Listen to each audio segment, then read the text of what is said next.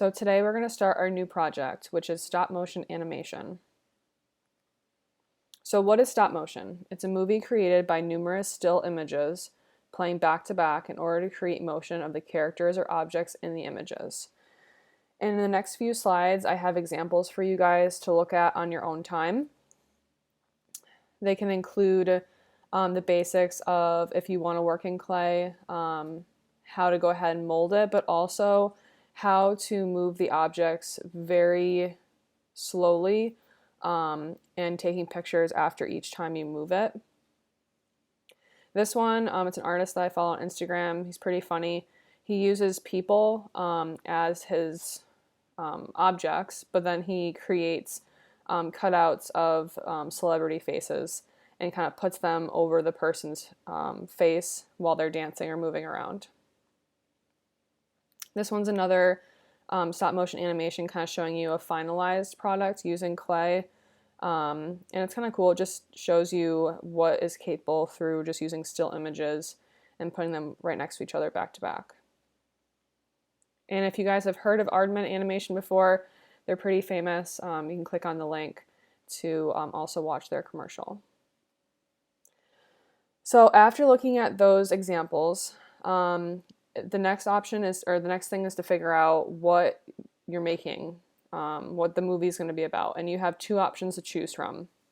Either option should be funny and the viewer should understand what's going on in the video. In the past, when I've had students do a project similar to this, sometimes the overall idea gets lost and it's kind of confusing to watch because they didn't really think about someone else who didn't make the video, what it would look like to them.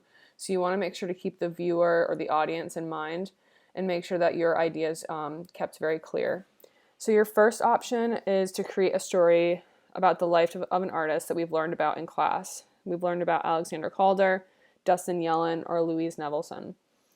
It doesn't have to be super realistic, but should pertain to the artist or the period of time or the work they made, or information that you found on the internet, or just overall, like if you found them super interesting and you want to create a little video about their life or the day in the life of, then you're totally allowed to do that. So that's option number one.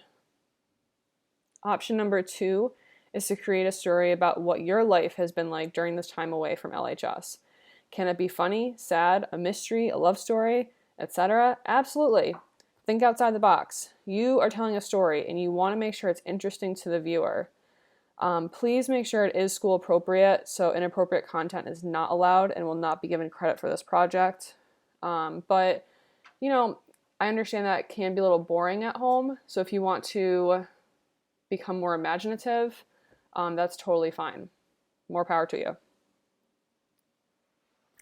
So there's two different apps you can use. The stop motion app is free for any Apple device. So if you have an iPhone, iPad, or MacBook, then you can use the stop motion app. That's what I use, and that's what students in the classroom using the iPads, that's what they use, and it's really easy to use.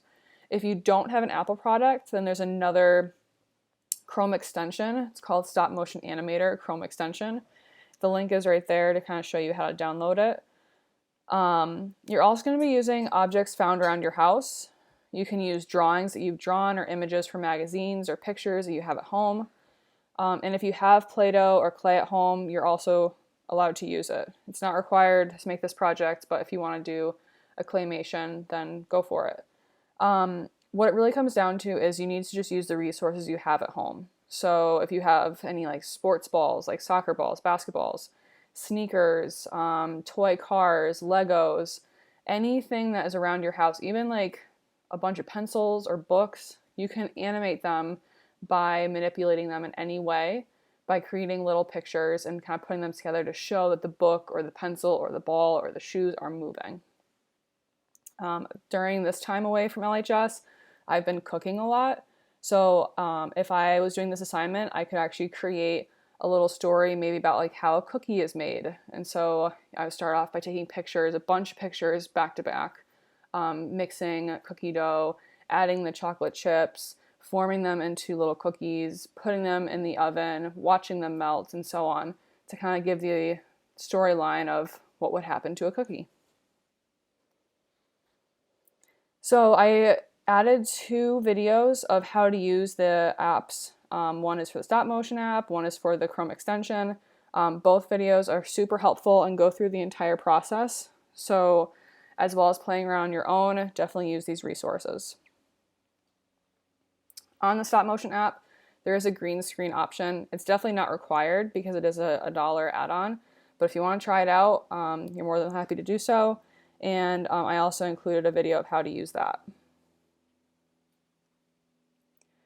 I also want you to go ahead and watch this example of a stop motion movie created by my cousin, who is a freshman in high school. She taught herself referring to YouTube videos to help her learn about how to do stop motion at home while schools are closed. And she did a really great job. She just did a bunch of her own drawings and created her stop motion. Super cute. Definitely check it out.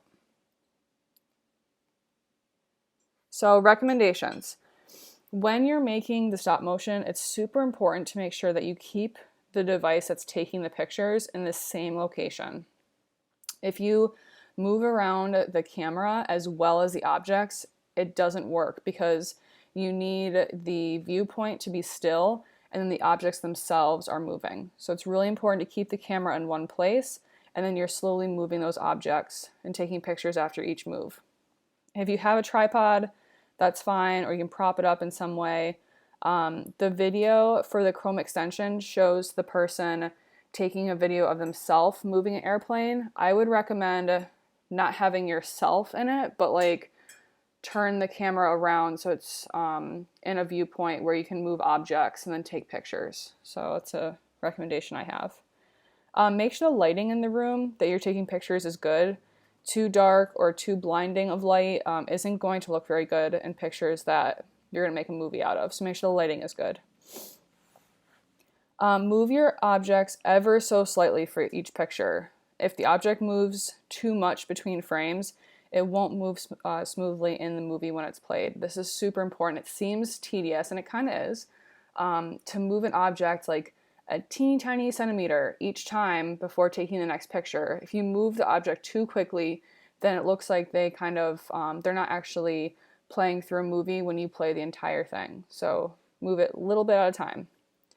And the more frames, the smoother your movie is. Remember that even though stop motion is made of a bunch of pictures, the final product should look like a smooth, fluid video.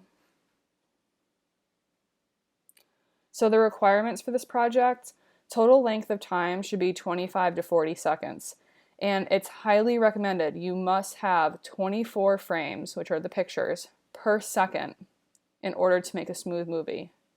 That means that your project is going to consist of at least 600 frames, because once it's played, the movie should flow. It shouldn't be choppy or seeing individual frames. So it seems like a lot of pictures, but just trust me on this, it's totally worth it in the end because you want a movie that's totally fluid. You must have a title consisting of 4 seconds, so that includes, it's within the 25 to 40 second requirement. The title at the beginning should say like the title of your movie, who it's made by. It could just be a piece of paper that you've written on, but looking at that for 4 seconds is kind of boring. So if you get creative and like maybe you write each letter and then take a picture and write the next letter so it also becomes part of the stop motion, that's a good idea. Just get creative with your objects that you're making, and also just in general, like the app is super cool and it's really easy to work with. So try different things out. You should also have credits consisting of 4 seconds at the end of your movie, which can also include your name if you didn't want it in the beginning. You can give credit to others that helped you make the movie, your pet. There's an example that says like, no fish were harmed, and it's like paper fish. You know, just be funny. Honestly, I'm going to be looking at all these, and more humor the better. So I challenge you to make me laugh. The final movie should be downloaded to your drive and then shared with me. And you guys will be sharing that to a final assignment that's going to be posted in Google Classroom. Sound effects, background sounds, or music would be amazing if you're able to add those in, but it's an option, not a requirement. So I'm not going to expect every kid to be super tech savvy, but if you guys, especially the ones with an Apple product, you can also download your or export your stop motion into iMovie and then add in music real quick. It's pretty simple. Again, it's a lot of fun just to kind of play around with. I think the app also has, like, you can record yourself making sounds and then kind of put it into the movie. So just see what is options within each app that you're using. Here's your timeline. Day 1, which is today, is the introduction, which is watching this video, and then watching each of the videos that was in the beginning part of this presentation. You're going to pick a topic and then also gather the materials that you think you're going to be using for this project. Days 2 and 3 is play around with the app that you've chosen to use, create any objects or figures, props, and backgrounds for the production if you need to do that. And this can also include making the intro and the credits. Days 4, 5, and 6 are production, so you're making the movie. In each day that we have class, I'll be posting something on Google Classroom, and I am recommending that you guys do about 200 frames per day.